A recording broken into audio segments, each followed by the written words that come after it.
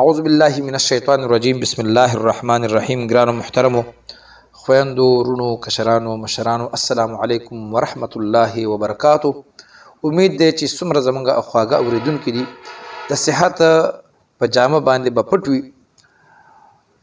څنګه چې تاسو ته معلومات دي چې زه وخت په وخت تاسو لپاره بهترین وظایف او عملیات د دنیا لپاره تاسو ته خیمه د حاجتو لپاره د خیمه.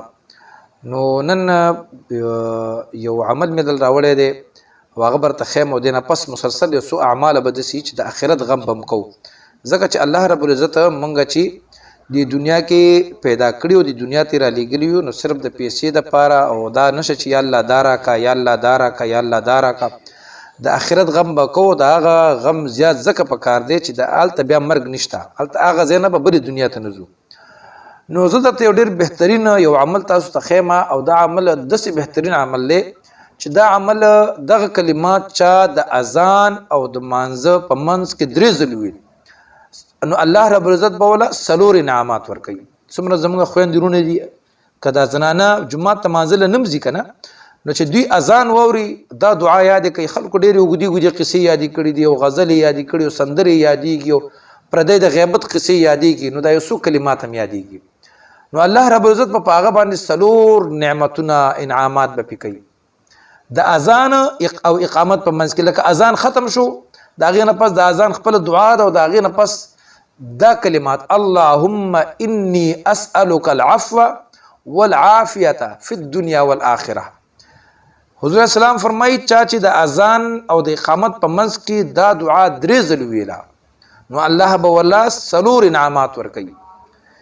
اولنی انعام بدایي چې الله رب العزت به په ده باندې داسې خطرناکه بیماری نه راولي چې د هغه بیمارۍ د لاسه به دا مړ شي.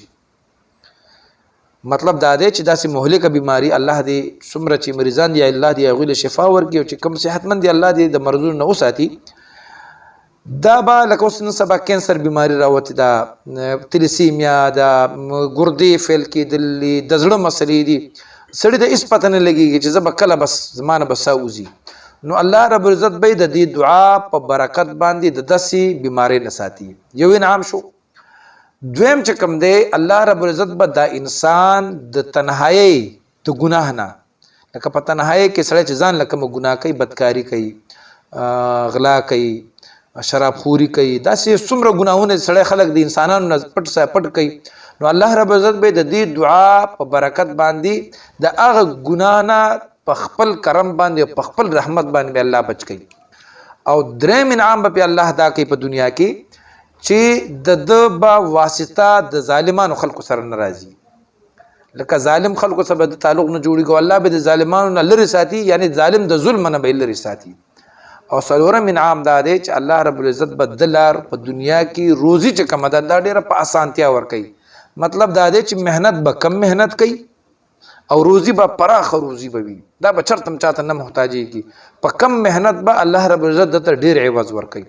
نو دا یو څو کلمات دي، زه تاسو ته یو ځل بیا هم ویمه، به د سکرین باندې مې مته کوشش کوم چې راشي، خو که نه و نو بیا بعضې وخت کې زموږ د دماغو نه خبر وځي. اللهم انی اسألک العفو والعافیة فی الدنیا والآخرة.